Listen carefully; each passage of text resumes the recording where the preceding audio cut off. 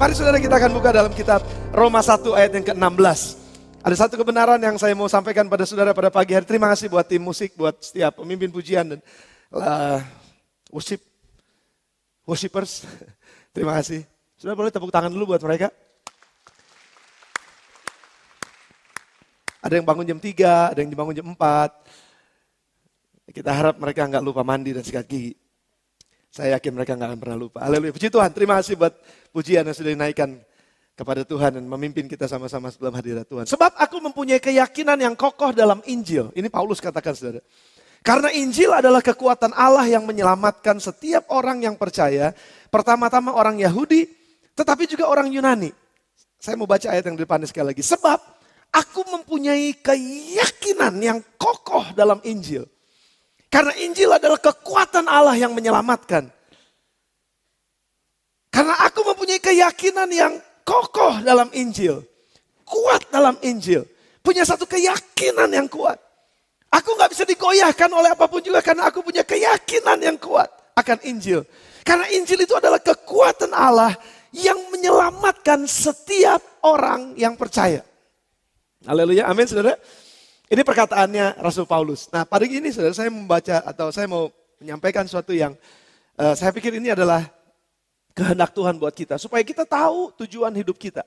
By the way, seharusnya pendeta Yenti yang harus khotbah pada hari ini. Tapi karena ada satu hal yang sangat penting dia harus pergi ke Tegal. Kita doakan karena anaknya Fungsi, adiknya pendeta Yenti itu baru dilahirkan sekitar 2 minggu yang lalu. Ya, sekitar 2 mingguan usianya lebih mungkin. Mengalami ada masalah di dalam bagian dalam tubuhnya sehingga harus dimasukin selang dan lain segala. Wah itu kesian banget saudara kalau lihat fotonya juga kesian banget. Nah, kita tetap doakan buat mereka. Jadi pendeta Yenti harus pergi ke sana dan harus melihat keadaan mereka di sana di Tegal, daerah Tegal. Saya gantikan dia pada pagi hari ini. Nah, untuk inilah aku hidup. Ini adalah tema kita pada hari ini. Untuk inilah aku hidup. Kalau saudara perhatikan sekali lagi, tadi ayat tadi tahan saja nanti. Kita akan lihat ayat tersebut, kita akan balik lagi. Jadi awal minggu kita sudah belajar mengenai life is a journey.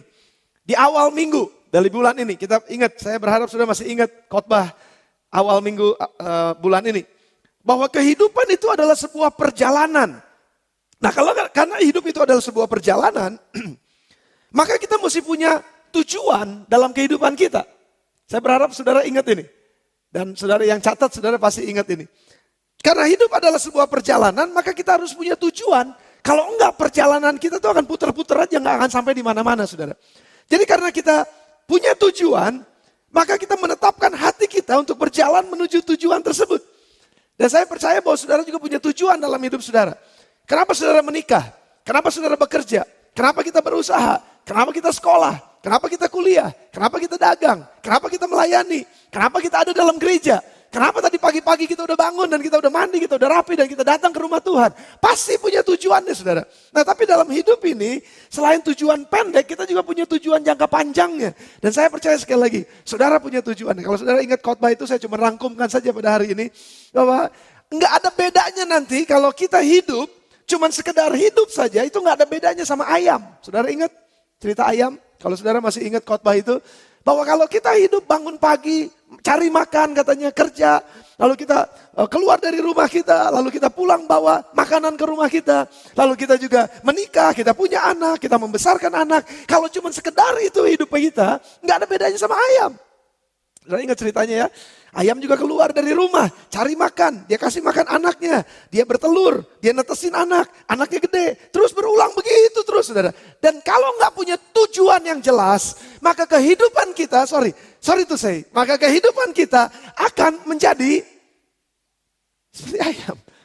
Gak ada tujuannya sama sekali saudara. Cuman sekedar hidup saja. Nah oleh sebab itu manusia diciptakan oleh Tuhan sangat berbeda. Karena manusia diberikan tujuan-tujuan oleh Tuhan dalam kehidupan ini. Nah itu adalah khotbah minggu pertama saudara. Jadi mari memiliki tujuan yang jelas dalam kehidupan kita. Mari memiliki determinasi yang jelas dalam kehidupan kita. Sehingga waktu kita melangkah dalam hidup ini, kita tahu kemana kita melangkah. Yang pertama kalau kita punya tujuan. Lalu yang kedua, kita harus tahu bagaimana jalannya ke sana. Nah Yesus adalah jalan dan kebenaran dan kehidupan. Yesus adalah jalannya. Jadi untuk mencapai tujuan hidup kita, nggak ada jalan lain. Kita harus menjalaninya di dalam Yesus. Dan Yesus juga katakan bahwa ada 2 jalan. jalan yang lebar dan jalan yang sempit. Banyak orang mau menuju jalan yang lebar. Pilih jalan yang lebar dan luas, tapi di sana banyak kecelakaan dan kecelakaan yang biasanya mematikan di tempat jalan yang luas. Tapi kalau jalan yang sempit, kita jalannya hati-hati. Jangan sampai kesenggol, jangan sampai lecet. Kalaupun kesenggol ya lecetnya sedikit, tapi nggak sampai mematikan. Itu jalan yang sempit. Dan banyak orang yang memilih untuk berjalan dalam jalan yang lebar. Dan banyak orang yang binasa di sana. Tapi ada orang yang memilih jalan-jalan yang kecil. Sedikit orang yang memilih jalan yang kecil. Tapi mereka sampai kepada kehidupan. Jadi tujuannya jelas. Kita tahu jalannya, kendaraan apa yang kita pakai. Nah, kendaraan yang kita pakai itu adalah platform kita. Saya berharap saudara ingat di khotbah ini. Platform kita. Pada saat kita bekerja. Pada saat kita usaha. Pada saat kita melakukan profesi kita masing-masing. Itu adalah platform kita untuk mencapai tujuan hidup kita. Itu minggu yang pertama, saudara. Kalau saudara ingat, minggu yang kedua kita bicara mengenai no turning back. Kalau kita udah jalan jauh, itu jangan sampai kita ngelihat lagi ke belakang. Jangan sampai balik lagi. Oh, enakan yang dulu. Saudara ingat khotbahnya? Waktu itu yang khotbah pendeta Yohana, pendeta Agus khotbah, betul ya, minggu yang kedua. Dan mereka khotbahkan dengan sangat luar biasa. Kalau saudara berminat, saudara boleh nanti beli deretan CD-nya. Itu saudara akan, atau DVD-nya, saudara akan lihat rangkaian khotbah itu luar biasa, saudara. Jadi waktu kita berjalan menuju tujuan kita, tujuan itu pasti lebih baik daripada hidup kita yang sebelumnya. Karena hidup kita akan terus naik dan bukannya turun. Kita akan jadi kepala katanya dan bukan jadi ekor. Kita akan terus naik. Jadi artinya masa depan kita, tujuan hidup kita yang ada di depan kita, itu jauh lebih baik daripada tujuan yang lalu. Atau daripada tempat yang lalu. Tempat itu pasti lebih baik. Makanya jangan mikir lagi ke belakang. No turning back, jangan lihat lagi ke belakang. Ada banyak orang yang bangga dengan hidupnya yang di belakang. Padahal yang lebih membanggakan ada di depan. Tapi dia lupa bahwa dia ada yang di depan, dia cuma ingat apa yang ada di belakangnya. Nah, kita tahu sendiri bahwa ada istri Lot katanya. Dia melihat ke belakang jadi tiang garam. Ya, ada banyak orang-orang yang selalu melihat ke belakang dan pada akhirnya nggak jadi apa-apa. Orang Israel, sudah bisa bayangkan, mereka makan. Saya nggak tahu di sini siapa yang suka bawang merah dan bawang putih. Katanya bawang putih itu ngusir setan. Karena bau sih saudara. Ya, jadi bukan karena apa-apa, itu karena memang bau, itu ngusir angin sih sebetulnya, ngeluarin angin. Nah, mereka makan bawang merah, bawang putih. Mereka makan, sudah bisa bayangin di tanah Mesir orang Israel itu makan yang kayaknya saya nggak tahu ya, saya nggak terlalu suka sih soalnya mungkin karena nggak enak aja baunya. Ya tapi kalau lagi kepaksa sih makan juga. Nah, mereka ingat itu saudara, padahal Tuhan sudah siapkan satu negeri yang penuh dengan susu dan madunya. Tapi waktu mereka jalan ke sana ada kesulitan, terus mereka bilang, aduh enakan di sana, pulang aja ke sana, balik lagi ke sana. Padahal di sana mereka diperbudak saudara oleh orang Mesir. Tapi mereka selalu ngelihat ke belakang lagi, Orang yang selalu lihat ke belakang gak akan pernah lihat masa depannya. Nah oleh sebab itu Tuhan bilang kita gak boleh balik ke belakang, kita mesti lihat ke depan. No turning back, itu minggu yang kedua saudara. Minggu yang ketiga ceritanya mengenai apa? Minggu yang lalu. Mengenai iman. Jadi kalau waktu kita berjalan, kita ngelihat ke depan, itu kita belum sampai di sana saudara, belum. Kita belum ngelihat juga apa hasil nanti di depan, belum. Tapi kita udah ngelihat dengan roh kita, dengan mata rohani kita bisa melihat ke depan. Ada sesuatu yang jauh lebih baik, ada sesuatu yang dimimpikan, ada janji-janji Tuhan yang luar biasa di depan sana. Waktu saya berjalan, saya belum sampai ke sana. Dibutuhkan iman untuk melangkah sampai ke sana. Nah, kita sudah bahas itu minggu lalu iman. Nah, saudara juga pasti sudah dengar dan sudah diberkati oleh kebenaran itu. Kita yakinkan diri kita bahwa kita berjalan ke sana. Nah, pada hari ini saudara, temanya adalah untuk inilah aku hidup. Saya tahu tujuannya jelas kok. Saya punya tujuan dalam kehidupan saya. Dan untuk inilah saya hidup. Saudara bisa bayangkan, kalau seseorang bilang, untuk inilah aku hidup. Dia akan kejar bagaimanapun kesulitan dalam kehidupan. Dia akan bilang gini, untuk ini aku hidup. Kalau ada bapak ibu yang saat ini sedang berjuang untuk keluarganya. Yang saat ini sedang bekerja untuk menyekolahkan anak-anaknya. Dan waktu ada kesulitan, bapak ibu akan bilang seperti ini, untuk inilah aku ada. Aku mau lihat anak-anakku di wisuda nanti. Aku mau lihat anak-anakku berhasil nanti di depan. Walaupun sekarang aku belum lihat. Tapi ada kesulitannya di sini nih. Walaupun aku belum lihat. Dengan sementara ada kesulitan. Tapi untuk inilah aku hidup. Untuk inilah aku berjuang. Aku nggak akan menyerah. Aku akan terus jalan sampai tujuanku tercapai. Untuk inilah aku hidup. Nah, saudara perhatikan sekarang. Kita masuk kepada Paulus sekarang. Paulus tadi dikatakan di dalam Roma pasal yang pertama ayat yang ke-16. Dikatakan bahwa inilah yang aku punya. Sebuah keyakinan yang kokoh tentang Injil. Bahwa Injil itu adalah kekuatan Allah. Nah, saya mau bicara sekarang pagi ini saudara mengenai glorious obsession. Atau sebuah obsesi yang mulia. Obsesi yang luar biasa. Yang ada dalam hidup seorang Paulus. Yang menyebabkan perjalanan hidupnya itu. Walaupun begitu banyak masalah yang dihadapi. Tapi dia tetap persisten. Dia tetap berjalan terus maju. Karena untuk inilah aku hidup. Karena apa yang aku percaya. Karena apa yang aku yakini. Bahwa Injil itu adalah kekuatan Allah. Dan sementara aku memberitakan Injil. Banyak orang akan diselamatkan. Sementara aku beritakan Injil. Banyak orang yang tersesat. Mereka diselamatkan dari jalan yang salah. Sementara aku beritakan Injil. Sebuah keyakinan saudara. Bahwa Injil adalah kekuatan Allah. Nah, saya mau kita belajar dari Paulus pada pagi hari ini. Bukan dari apa saja yang dia sudah lewati saudara. Karena kita nggak mungkin kuat kalau melewati apa yang Paulus lewati. Artinya begini, saya mau ngajak kita semua untuk belajar semangatnya Paulus. Saya mau kita melihat bagaimana cara pandangnya Paulus terhadap tujuan hidupnya. Terhadap keyakinan yang dia punya. Dia punya glorious obsession. Dia punya suatu obsesi yang sangat mulia. Sebuah keyakinan yang dikuasai dengan sangat kuat oleh sebuah kepercayaan dalam hidupnya yang menyebabkan dia bisa melakukan sesuatu di luar batas kemampuannya.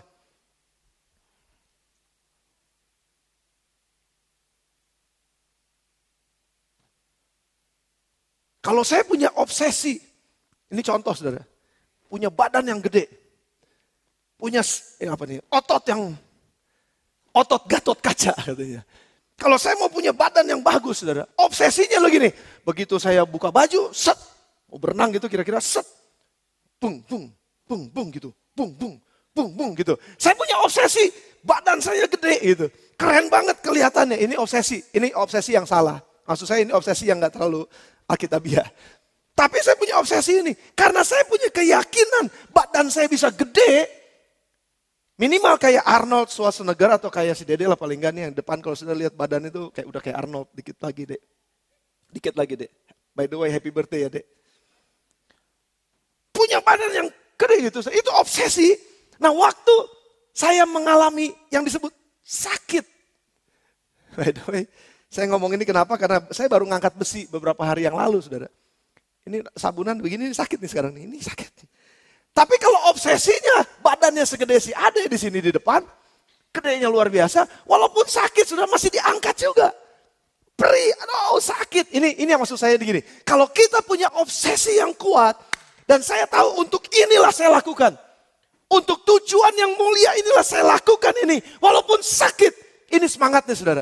Walaupun gak nyaman, tapi saya punya tujuan yang mulia. Saya mau lulus dengan nilai, dengan IP yang besar. Saya mau IP atau IPK ya? IPK. Saya mau lulus dengan IPK 4,5.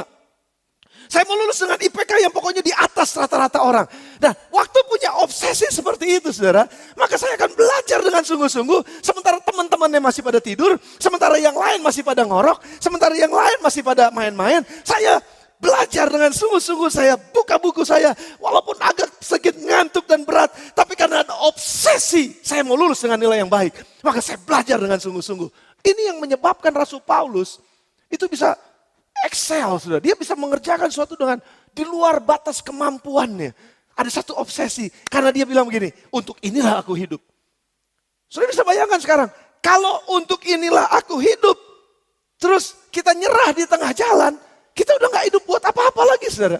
Udah gak ada tujuan hidup kita lagi. Yang ada cuman kayak tadi, kita cuman mengulang kehidupan setiap hari, dan akhirnya hasil hidup kita adalah begitu-begitu aja. Kita gak pernah ngelihat sesuatu terobosan yang baru. Kita gak pernah ngelihat hidup yang lebih baik daripada hidup yang kemarin. Karena kita melakukan hal yang sama berulang-ulang. Karena kita nyerah dan bilang begini, udahlah hidup, harusnya aku hidup. Untuk ini aku hidup harusnya. Tapi susah minta ampun, udah aku stop aja.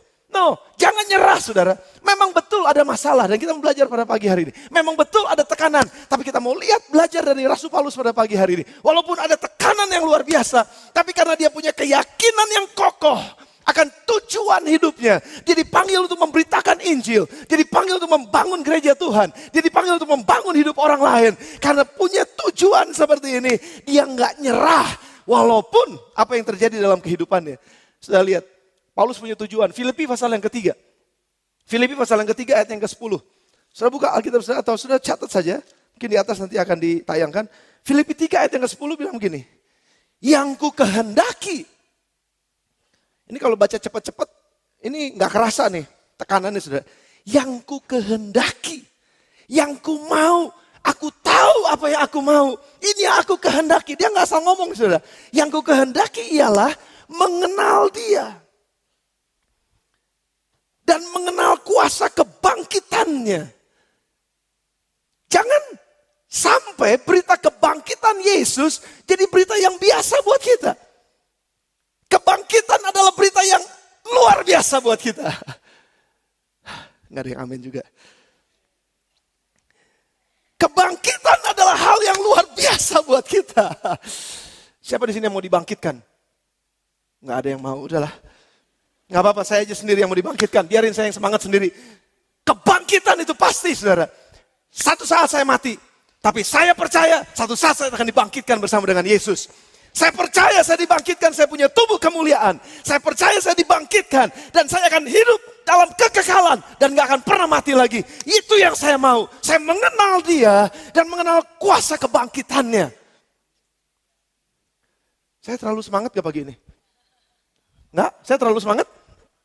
Karena saya mau saudara tangkap spirit yang ada dalam Rasul Paulus. Untuk inilah aku hidup. Aku gak akan nyerah. Karena aku mau, ini aku kehendaki. Aku mau mengenal dia dan kuasa kebangkitannya katanya. Namun dia juga mau supaya dia mengenal persekutuan dalam penderitaan Yesus. Di mana nanti aku menjadi serupa dengan dia dalam kematiannya. Siapa yang mau jadi serupa dengan Yesus dalam kematiannya? Dalam kebangkitannya mau. Tapi dalam kematiannya mau dipecut? Mau dipaku? Mau disakitin? Mau diejek sama orang? Mau direndahin sama orang? Sekali lagi, kita nggak ngelihat mungkin model penderitaannya. Karena kita sendiri udah menderita. Dan mungkin kita bilang gini, pastor nggak tahu penderitaan saya. Pastor nggak tahu pergumulan saya. Memang saya nggak tahu, tapi Tuhan tahu. Dan setiap orang punya penderitaan, setiap orang punya tantangan, setiap orang punya tekanan-tekanan dalam kehidupannya. Tergantung bagaimana dia melihat, dari sisi mana dia melihat tekanan tersebut. Dan Paulus juga punya penderitaan yang luar biasa. Karena tujuannya adalah gini, dia mau mengenal Yesus dan kuasa kebangkitannya. Sekaligus persekutuan dalam penderitaannya. Dimana supaya aku menjadi serupa dengan dia dalam kematiannya. Karena pada saat aku, ayatnya selanjutnya coba lihat, ayatnya 11. Supaya akhirnya aku beroleh kebangkitan dari antara orang mati. Sebab kalau saya nggak ngalamin kematian seperti Kristus, maka saya nggak akan ngalamin kebangkitan juga. Jadi oleh sebab itu, Paulus suka mati.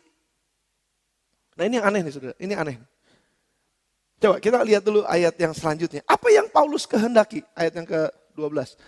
Bukan seolah-olah aku telah memperoleh hal ini atau telah sempurna, melainkan aku mengejarnya. Kalau aku dapat juga menangkapnya. Karena aku pun telah ditangkap oleh Kristus. Aku mengejar loh. Ini aku gak lagi bilang bahwa aku udah dapat nih. Belum.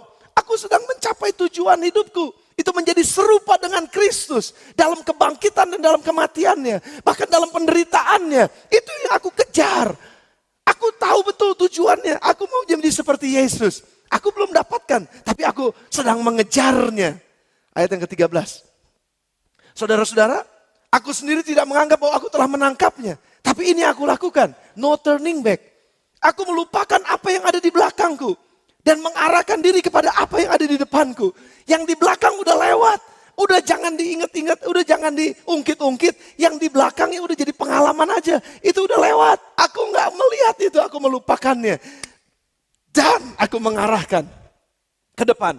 Dan berlari-lari pada tujuan untuk memperoleh hadiah, yaitu panggilan sorgawi dari Allah dalam Kristus Yesus. Itu yang aku kejar, kata Paulus. Nah saudara lihat, ini Paulus punya tujuan hidup. Dia gak mau balik ke belakang, walaupun punya kebanggaan. Dia orang Israel asli, dia dari suku keturunan Benyamin katanya. Dari keluarga yang luar biasa. Dan dia juga punya latar belakang pendidikan Alkitab yang luar biasa. Dia orang yang hebat. Kalau dulu ada, sekarang tuh dia S3 saudara. Dia betul-betul punya pendidikan yang sangat tinggi. Dia dihormati. Kemana aja dia pergi, dia dihormati oleh pimpinan-pimpinan agama. Kemana aja dia pergi dalam pemerintahan, dia dihormati oleh para pemerintah-pemerintah yang ada. Kemana aja dia pergi, itu masa lalunya. Dan Paulus bilang gini, itu aku anggap sampah karena pengenalanku akan Yesus. Paulus punya semangat yang luar biasa saudara. Bahwa dia punya tujuan, aku mau menjadi seperti Yesus. Karena apa? Karena aku percaya aku ini dipanggil untuk menjadi seperti Yesus. Dan pada akhir aku bisa memberitakan Injil, menyampaikan kabar baik. Yang aku percaya bahwa Injil itu adalah kekuatan Allah. Itu panggilanku, kata Paulus. Nah sekarang pertanyaannya ada gini, apa panggilan saudara? Apa panggilan hidup saudara? Saya gak bilang bahwa saudara harus sama dengan Paulus. Saya juga gak bisa menyamakan diri dengan Paulus. Jauh banget saya dari Paulus. Tapi paling enggak, apa yang menjadi tujuan hidup kita? Apa yang menjadi mimpi kita? Apa yang menjadi cita-cita kita? Apa yang menjadi panggilan Tuhan buat saya? Yang membuat saya bisa bilang gini, aku punya obsesi, aku punya glorious obsession. Aku punya keyakinan yang teguh, yang mendorong diriku untuk melakukan sesuatu, mencapai tujuan itu, walaupun itu di luar kemampuanku. Walaupun sulit banget buat aku. Tapi aku punya tujuan itu. Apa tujuan saudara? What is your glorious obsession dalam hidup saudara? Apa yang menjadi obsesi termulia dalam hidup saudara? Apa yang menjadi panggilan dalam hidup saudara? Jangan pernah lupakan itu. Karena itu adalah tujuan hidup kita. Dan untuk itulah saya hidup hari ini. Saya dipanggil oleh Tuhan untuk menjadi seorang hamba Tuhan full time. Saya dipanggil oleh Tuhan, bukan cuma sekedar jadi hamba Tuhan. Tapi saya dipanggil oleh Tuhan untuk membangun kehidupan. Saya dipanggil oleh Tuhan, kemanapun saya pergi, mendorong orang, untuk memotivasi orang. Maju dalam Tuhan, semakin mengasihi Tuhan. Itu panggilan yang kuat saudara. Dan untuk inilah saya hidup. Kenapa saya berdiri di depan saudara? Kenapa saya melakukan apa yang saya lakukan? Kenapa saya hidup seperti ini? Karena panggilan saya. Karena sesuatu yang mulia yang saya lihat. Dan untuk inilah aku hidup. Kalau kita ngerti, kenapa saya menikah sama pasangan saya ini? Kenapa saya menikah dengan suami saya? Kenapa saya menikah dengan istri saya? Kalau tujuannya jelas, that is your glorious obsession. Itu adalah obsesi terbesar saudara. Bahwa saya akan hidup bersama dengan dia. Menjadi seperti Yesus. Disatukan. Udah bukan cuma disatukan, tapi melebur jadi satu daging. Dan semakin hari, semakin disempurnakan dalam hubungan ini. Sehingga pada saat hubungan ini menjadi semakin sempurna. Setiap orang yang melihat saya dan istri saya akan melihat Yesus di dalam kami. Itu tujuan yang mulia. Itu the glorious obsession yang ada dalam hidup kita. Nah sekali lagi apa glorious obsession saudara? Kenapa saudara hidup pada hari ini? Kenapa kita melakukan apa yang kita lakukan pada hari ini? Betul gak yang kita lakukan ini adalah sesuai dengan panggilan yang Tuhan taruh dalam hidup kita? Kalau enggak, maafkan. Hidup kita cuma putar-putar di padang gurun. What is your glorious obsession? Paulus punya glorious obsession. Dia punya keyakinan yang teguh akan Injil. Karena Injil adalah kuasa Allah yang menyelamatkan semua orang yang percaya. Dan oleh itulah aku didorong oleh Tuhan untuk hidup dengan tujuan yang mulia. Aku mau menjadi seperti Kristus. Aku mau ada di dalam persekutuan, dalam penderitaannya, dalam kematiannya, dan terlebih mengenal kuasa kebangkitannya. Aku mau lihat itu juga bukan terjadi hanya dalam hidupku. Aku mau lihat itu terjadi dalam hidup orang lain yang Tuhan percayakan kepadaku. Aku melayani dengan sungguh-sungguh. Itu panggilan yang mulia. Itu panggilan yang paling kuat. Itu tujuan hidup saya. Gak ada yang lain. Saya semangat benar pagi ini. Dan saya percaya kalau saudara dapatkan your glorious obsession, saudara gak akan pernah menyerah dalam hidup saudara. Siapa yang lagi nyerah pada pagi hari ini? Siapa yang lagi mau katakan, aku berhenti Tuhan. Aku stop. Aku mundur aja. Aku balik lagi ke masa lalu. Aku stop dengan hubungan ini. Stop dengan keluarga ini. Stop dengan kerjaan ini. Stop dengan usaha ini. Aku nyerah Tuhan. Kalau itu memang bukan your glorious obsession, it's okay. Tapi kalau itu adalah your glorious obsession dari Tuhan, ada satu obsesi yang luar biasa yang Tuhan berikan dalam hati saudara, jangan pernah berhenti. Karena engkau pasti akan melihat kemuliaan Tuhan di balik ini semua. Apa tujuannya Paulus? Filipi pasal yang pertama ayat 20 sampai dengan 24. Filipi pasal yang pertama ayat yang ke-20 sampai dengan 24 katakan, sebab yang sangat kurindukan dan kuharapkan ialah bahwa aku dalam segala hal tidak akan beroleh malu, melainkan seperti sedia kala, demikian pun sekarang Kristus dengan nyata dimuliakan dalam tubuhku. Haleluya. Kristus dimuliakan di dalam tubuhku. Itu yang sangat kurindukan. Itu yang sangat kuharapkan. Kristus dimuliakan dalam keluargaku. Kristus dimuliakan dalam perkataanku. Kristus dimuliakan di dalam setiap tingkah lakuku. Kristus dimuliakan dalam pekerjaanku. Kristus dimuliakan dalam usahaku. Kristus dimuliakan dalam kuliahku. Kristus dimuliakan dalam pendidikanku. Kristus dibesarkan melalui pelayanan-pelayananku. Itu yang sangat kurindukan kata Paulus. This is his glorious obsession. Itu adalah obsesinya yang luar biasa. Dan dia terpanggil untuk itu saudara. Walaupun aku harus menderita dalam tubuhku. Tapi aku mau supaya Kristus dimuliakan dalam tubuhku itu. Baik oleh hidupku maupun oleh matiku. Dalam setiap upacara penutupan peti atau upacara pelepasan jenazah atau upacara penguburan. Saya selalu nyatakan begini. Pada saat seseorang lahir, dia menangis dan dunia tertawa. Waktu saya dilahirkan, saya nangis. Gak mungkin saya ketawa. Saya nangis. Tapi mama saya, papa saya, saudara-saudara yang lain, emak saya, semuanya. Mereka tertawa karena ada bayi yang dilahirkan. Tapi bagaimana kita hidup, bagaimana saya hidup, itu akan menentukan. Apakah pada saat saya nanti mati, saya yang tertawa, dan dunia yang menangis. Jangan sampai terbalik. Waktu saudara dan saya meninggal nanti, dunia tertawa. Dan dunia katakan, puji Tuhan dia mati. Jangan sampai ini kejadian. Dan itu yang Paulus katakan, Tuhan Yesus dimuliakan oleh hidupku, dan dia dimuliakan juga oleh matiku. Waktu kita mati nanti, satu saat kita akan mati kok. Tenang aja saudara, jangan terburu-buru. Satu saat pasti akan datang waktunya. Kita semua akan meninggalkan dunia ini. Tapi apakah pada saat kita meninggal, Yesus dimuliakan dalam kematian kita? Kenapa? Karena apa yang kita hidupi dalam kehidupan ini. Karena tujuan-tujuan yang kita hidupi dalam hidup ini, itu membuat Tuhan dipermuliakan. That is the glorious obsession, saudara. Itu adalah untuk inilah aku hidup. Kemuliaan yang akan aku dapatkan. Untuk inilah aku hidup. Untuk inilah aku berjuang. Untuk inilah aku berdoa. Untuk inilah aku puasa. Untuk inilah aku layani Tuhan dengan sungguh-sungguh. Untuk inilah aku berani mati buat Yesus. Kenapa? Tujuan yang mulia. Kristus dimuliakan di dalam hidupku. Kristus dimuliakan dalam hidup dan matiku katanya. Lanjutkan ayat Filipi 1 ayat yang ke-21. Karena bagiku katanya. Karena bagiku hidup adalah Kristus dan mati adalah keuntungan. Siapa yang bisa katakan di sini mati adalah keuntungan? Gak banyak tangan yang akan diangkat. Tapi kalau kita hidup sesuai dengan tujuannya Allah, maka kematian akan menjadi keuntungan. Kenapa? Pada saat saya mati nanti, saya akan dapatkan mahkota yang luar biasa. Saya akan dapatkan kemuliaan yang luar biasa. Dari sorga, dari raja di atas segala raja. Yang selama hidup saya melayani dia. Dan saya ingin menjadi sama seperti dia. Waktu saya mati nanti, itu menjadi keuntungan buat saya. Wow.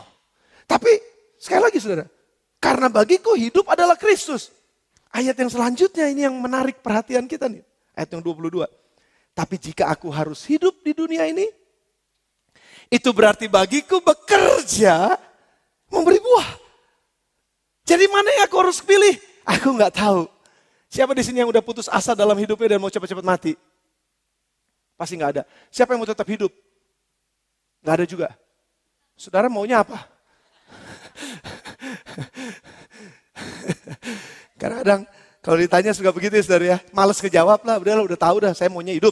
Kita semua maunya hidup saudara. Tapi apakah hidup kita untuk bekerja dan menghasilkan buah? Apakah hidup kita untuk bekerja mencapai tujuannya? sampai menghasilkan buah, sehingga buah itu mempermuliakan Bapa, mempermuliakan Yesus di dalam setiap orang yang melihat hidup kita, karena kita melakukan tujuan hidup kita, bukan sedang jalan putar-putar, pusing-pusing, jatuh terus dalam dosa. No, sekarang saya sedang menghadapkan hidup saya kepada tujuan yang mulia, the glorious obsession. Itu adalah obsesi saya. Saya mau mencapai itu, saya mau melihat itu. Saya itu menjadi kenyataan. Itu tujuan hidup saya. Saya akan kerja dengan sungguh-sungguh. Saya akan lakukan sesuatu sampai saya menghasilkan buah. Itu adalah tujuan hidup saya. Jadi waktu saya hidup, saya tahu kenapa saya hidup. Saya punya semangat kenapa saya hidup. Walaupun di tengah-tengah mungkin keadaan yang gak nyaman, tapi saya tetap punya semangat ini. Dan kita akan lihat spiritnya Paulus. 2 Korintus pasal 6. Ayat 3 sampai dengan ayat yang ke-10. 2 Korintus 6. Ayat 3 sampai dengan ayat yang ke-10 bilangnya apa? Dalam hal apapun kami tidak memberi sebab orang tersandung. Hidupnya benar saudara. Jangan sampai orang tersandung. Nggak mau sampai orang jatuh. Dia jaga hidupnya dengan benar. Karena dia sedang melakukan sesuatu yang tujuan yang benar. Supaya pelayanan kami jangan dicela. Ayat yang keempat. Paulus katakan apa? Sebaliknya. Dalam segala hal kami menunjukkan bahwa kami adalah pelayan Allah. Yaitu dalam menahan dengan penuh kesabaran dalam penderitaan. Diejek orang, dijelekin sama orang, disalah mengerti sama orang. Gak nyaman banget, gak enak banget, tapi kami nahan dengan penuh kesabaran dalam penderitaan. Dalam semua kesusahan, ada penyakit mungkin, ada kelemahan mungkin, ada tekanan mungkin, ada segala macam yang jelek-jelek mungkin terjadi pada saat saya melayani Tuhan. Ada kesesakan, ada kesukaran, ayat yang kelima. Dalam menanggung dera, dalam penjara. Belum pernah kita semua di penjara. Mungkin ada yang pernah di penjara. Dalam kerusuhan, dalam berjerih payah, dalam berjaga-jaga dan dalam berpuasa. Terusin saudara. Dalam kemurnian hati, pengetahuan, kesabaran dan kemurahan hati. Dalam Roh Kudus dan kasih yang tidak munafik. Terusin. Dalam pemberitaan kebenaran dan kuasa Allah. Dengan menggunakan senjata-senjata keadilan untuk menyerang ataupun untuk membela. Terusin. Ketika dihormati dan ketika dihina. Ketika diumpat dan ketika dipuji. Ketika dianggap sebagai penipu namun dipercayai. Salah ngerti terus saudara. Sebagai orang yang tidak dikenal namun terkenal. Sebagai orang yang nyaris mati dan sungguh kami hidup. Sebagai orang dihajar namun tidak mati. Ini terusin, mesti panjang. Sebagai orang berduka cita namun senantiasa bersuka cita. Sebagai orang miskin namun ini hebat, miskin tapi memperkaya banyak orang. Gak punya uang, tapi memperkaya banyak orang. Sebagai orang yang tidak bermilik, gak punya apa-apa. Sekalipun kami memiliki segala sesuatu. Ini yang Paulus alamin saudara. Ada begitu banyak tekanan-tekanan yang dia lihat. Ada begitu banyak halangan-halangan. Ada begitu banyak masalah yang dihadapi di tengah-tengah perjalanan yang mencapai his glorious obsession. Ada banyak masalah yang dia lihat, ada banyak pergumulan yang dia alamin. Banyak sekali tantangannya saudara. Tapi dia bilang dia gak pernah mau menyerah. Karena hidup bagiku adalah untuk Kristus. Bekerja dan menghasilkan buah. Walaupun sementara bekerja, kesulitannya ada. Walaupun sementara melakukan ini, ada tantangannya, ada tekanannya, ada depresi yang dialamin. Tapi aku akan terus maju. Aku gak akan mundur, aku not turning back. Aku akan lihat terus maju ke depan. Because this is my glorious obsession. Ini adalah obsesi saya yang terbesar. Menjadi seperti Kristus. Mendapatkan mahkota kemuliaan itu. Menyelamatkan sebanyak-banyaknya orang untuk datang kepada Tuhan. 2 Korintus pasal yang ke-11. Ayat 24 dan 29. Ini lebih seru lagi saudara. 5 kali aku disesah orang Yahudi. Setiap kali 40 kurang 1 pukulan. Disesah. Jangan dulu. Disesah, itu dibilangnya katanya kayak dipecut. Saudara tahu waktu Yesus dipecut itu ada 3, begini nih. 3 apa nih namanya ini? 3 apa nih namanya? 3, ya kait. Ada 3 kait kayak begini saudara. Itu saudara bayangkan ya. Dibilang di situ disesah berapa kali? 40 kurang 1 pukulan. Berarti 39 kali. Itu pakai kait kayak begini saudara. Jadi begitu dipecut, ini kaitnya nih nyangkut, set gitu.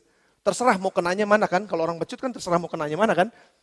Cuk, kalau benar kenanya di sini, set, tarik, set, ketarik gitu saudara. Berapa kali katanya? 39 kali. Cet. Baru 1 kali loh. Itu 1 kali aja sudah ngebayangin 3 ini sudah. Pecut sekali lagi. Bam. Cek. Itu udah gak bisa ketawa. Boro-boro ketawa sudah. Tarik lagi. Baru 2 kali. Rasanya kalau kita baru sekali aja udah bilang nyerah. Ampun. 39 kali disesah. Lalu setiap kali, itu tapi 5 kali. 5 kali disesah, setiap kalinya 39 kali. Saya gak tahu badannya kayak apa. Terusin. 3 kali aku didera. 1 kali dilempari batu. Bukan tahu. Batu. 3 kali mengalami karam kapal. Hampir tenggelam. Sehari semalam terkatung-katung di tengah laut. Saya gak tahu nih kalau di tengah laut, kalau pas lagi lautnya banyak ubur-ubur ya, digigitin ubur-ubur tuh saudara. Saya pernah ngelihat seorang yang digigit ubur-ubur, teman saya dengkulnya di sini, bengkaknya segede begini saudara. Digigit ubur-ubur. 1 malam ada di tengah laut. Terus, dalam perjalananku aku sering diancam bahaya banjir dan bahaya penyamun, perampok. Bahaya dari pihak orang-orang Yahudi dan dari pihak orang-orang bukan Yahudi. Bahaya di kota, bahaya di padang gurun, bahaya di tengah laut, bahaya di pihak saudara-saudara palsu. Ada lagi gak daftarnya? Coba terusin. Aku banyak berjerih lelah dan bekerja berat. Boro-boro jerih lelah dan kerja berat. Sedikit aja berat, udah minder, udah takut, udah lari. Ini enggak, bekerja berat. Kerap kali aku tidak tidur. Aku lapar dan dahaga. Kerap kali aku berpuasa. Puasa bukan karena puasa. Puasa karena gak punya makan. Kedinginan dan tanpa pakaian. Masih ada gak daftarnya? Tidak menyebut banyak hal lain lagi. Dan tidak menyebut banyak hal lain lagi. Kesusahannya Paulus itu ngederet saudara. Banyak banget yang dia alamin. Dari urusanku sehari-hari itu memelihara semua jemaat Tuhan. Glorious obsession-nya, tujuannya yang mulia. Itulah yang membuat dia bisa bertahan dengan sederetan kesulitan-kesulitan ini. Semua masalah waktu dia ditekan, waktu dia disakiti, waktu dia disalah mengerti, waktu dia diejek, waktu dia diludahi, waktu dia dipukul, waktu dia didera, waktu dia dibohongi oleh orang. Nggak tahan. Tapi karena ada tujuan yang mulia, untuk inilah aku hidup. Walaupun sementara aku hidup bekerja dan memberikan buah. Dan sementara aku bekerja memberikan buah, aku disakiti. Enggak jadi masalah. Aku akan terus maju. Karena aku lihat the glorious obsession. Karena aku lihat sesuatu yang luar biasa. Yang Tuhan sediakan buat saya. Upah besar luar biasa. Dan saya akan terus sampai di sana. Saya gak akan menyerah. Apa yang membuat saudara nyerah pada pagi hari ini? Pukulan dari suamimu membuat engkau nyerah. Pecutan dari tetangga yang membuat engkau nyerah. Ribut sama teman bisnis dan buat engkau menyerah. Dibohongin sama orang dan membuat engkau menyerah. Sekali lagi, kalau kita punya glorious obsession, semua ini akan menjadi sampah kata Paulus. Tapi aku akan terus maju ke depan. Aku akan terus berlari-lari sampai kepada tujuan. Dan aku gak akan pernah menyerah. Karena kekuatan Allah justru akan bertambah-tambah sementara aku lemah. Katanya Paulus. Sementara kita lemah. Sementara kita gak kuat dalam perjalanan kita. Tapi kalau kita terus mata memandang kepada Yesus. Ada satu tujuan mulia. Untuk inilah aku hidup. Aku gak mau mati sekarang. Kalaupun aku harus mati keuntungan. Tapi kalau aku masih tetap hidup. Di tengah-tengah masalah ini. Aku akan terus maju. Dan aku gak akan pernah berhenti. Because this is my glorious obsession. Aku gak akan berhenti. Aku akan dapatkan sesuatu. Dan aku akan lihat. Hidupku sampai kepada tujuannya. Dan aku gak akan putar-putar di tengah jalan. Apa yang menjadi tujuan hidup saudara pagi ini? Apa yang membuat saudara berhenti? Apa yang membuat saudara takut? Apa yang membuat saudara kayaknya aku udah gak tahan lagi? Ingat saudara, your glorious obsession. Keinginan saudara untuk melihat tujuan saudara tercapai. Dan tujuan saudara tujuan yang dari Tuhan. Dia akan memampukan kita Seperti yang Paulus katakan, justru pada saat aku lemah, disitulah aku kuat. Pada saat aku lemah, disitulah kuasa Tuhan akan mengalir, akan menguatkan aku sampai aku melihat tujuan yang mulia itu menjadi tercapai. Apa yang menjadi tujuan saudara dalam hidup saudara? Masih ada banyak ayat-ayat yang saya mau baca saudara.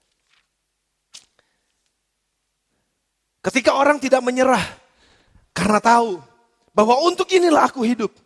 Untuk inilah aku menikah. Untuk inilah aku kerja. Untuk inilah aku tahu tujuannya. Untuk inilah aku hidup sekarang. Untuk inilah aku ada sekarang. Maka kita akan punya spirit of excellence. Kita akan punya daya dorong yang kuat.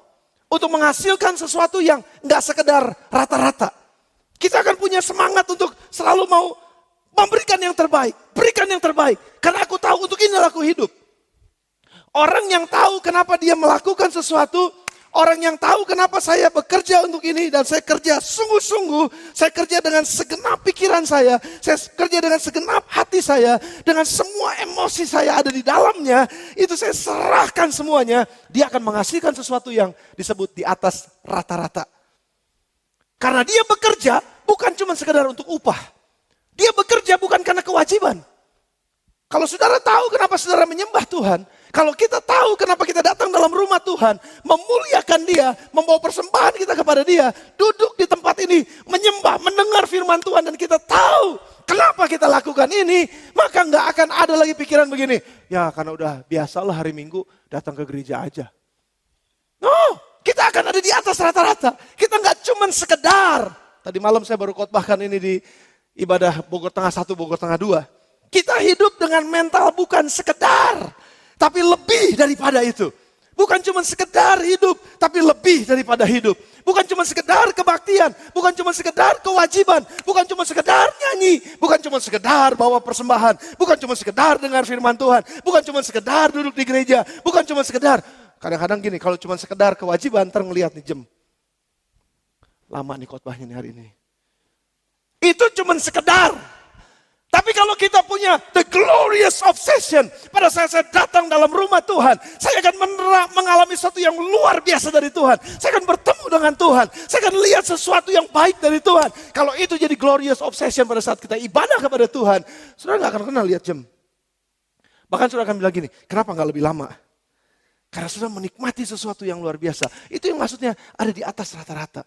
Kalau kita ada dalam glorious obsession kita, kalau kita ada mengatakan begini, untuk inilah aku hidup, saya melakukannya lebih dari cuma sekedar, maka kita akan bisa bekerja ekstra, melampaui bahkan kekuatan yang bisa kita berikan. Dan itu hasilnya sangat luar biasa. Kalau saya memuji Tuhan, bukan cuma sekedar memuji Tuhan, tapi saya punya satu tujuan yang luar biasa. Saya mau supaya Tuhan disenangkan dengan pujian saya, maka saya akan berikan yang terbaik, karena itu adalah my glorious obsession. Kalau saya bekerja di kantor, kalau saya ngajar, kalau saya lakukan sesuai dengan profesi saya apa saja, kalau itu adalah glorious obsession, enggak usah dibayar pun, saya akan lakukan dengan sungguh-sungguh. Karena itu adalah passion dari dalamnya, obsesi kita untuk mencapai tujuan Allah sampai kepada kita melihat penggenapannya. Tuhan akan menolong kita dengan spirit of excellence. Kalau kita belajar bilang begini, untuk inilah aku hidup. Untuk inilah aku melayani. Untuk inilah aku khotbah. Untuk inilah aku pimpin pujian. Untuk inilah aku main musik.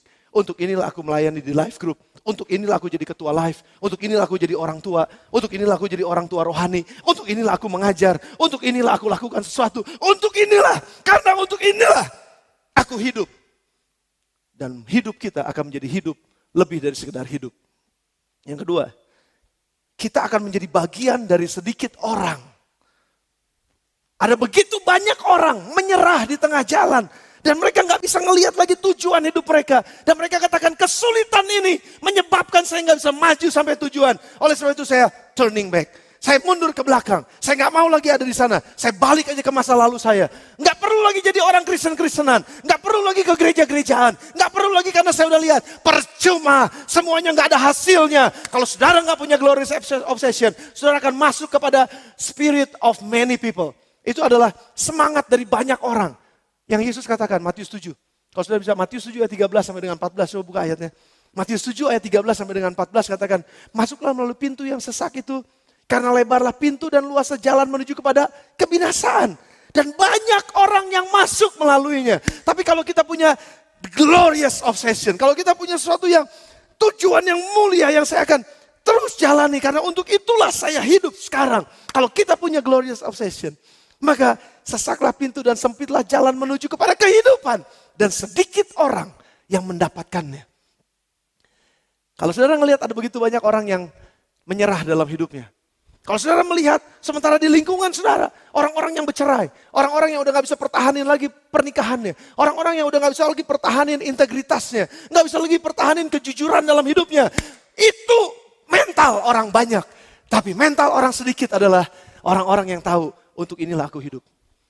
Untuk inilah aku pertahankan integritasku. Untuk inilah aku jaga kekudusan hidupku. Bukan untuk yang lain, tapi untuk tujuan yang mulia. For my glorious obsession. Aku hidup mempertahankan integritas. Aku hidup mempertahankan kekudusan. Aku hidup mempertahankan kejujuranku. Karena untuk inilah aku hidup. Dan kita akan masuk kepada kumpulan orang yang sedikit. Dan orang yang sedikit itulah yang akan mendapatkan kehidupan. Berapa baik di antara saudara yang mendapat kehidupan. Banyak orang pilih jalan yang lebar dan masuk pada kebinasaan. Mereka gak sampai kepada tujuan hidup mereka. Tapi hanya sedikit orang yang masuk pada pintu yang sempit itu. Karena mereka punya tujuan yang jelas. Mereka pakai jalan yang benar. Dan mereka pakai kendaraan yang benar. Dan pada saat itu mereka katakan, untuk inilah aku hidup. Aku gak akan nyerah ke belakang. Aku gak akan pikir seperti yang lain. Tapi aku akan berpikir seperti cara Yesus berpikir. Jalan kehidupan yang benar hanya dalam Yesus Kristus. Kalau kita punya keyakinan untuk hidup ini saudara. Gak akan ada yang bisa narik kita mundur ke belakang. Kalau kita punya keyakinan akan glorious obsession kita. Kalau kita punya keyakinan akan tujuan yang mulia yang Tuhan berikan kepada kita. Kita gak akan mundur ke belakang. Kita gak akan juga ngelihat ke belakang. Kita gak akan lihat yang lain ambil jalannya seperti apa yang masing-masing punya jalannya sendiri-sendiri. Kita akan pakai jalan yang benar. Dan jalan yang benar itu akan memimpin kita kepada kehidupan. Saya berdoa firman ini akan membangkitkan semangat saudara. Untuk masuk dalam kehidupan yang luar biasa. Selamat datang dalam Great Life. Karena Great Life ada tujuan kita. Great Life adalah visi yang Tuhan berikan kepada kita. Dan kita masuk ke dalamnya. Selamat datang dalam kehidupan yang diberkati oleh Tuhan. Tundukkan kepala saudara sebentar. Kita akan datang pada Tuhan. Terima kasih.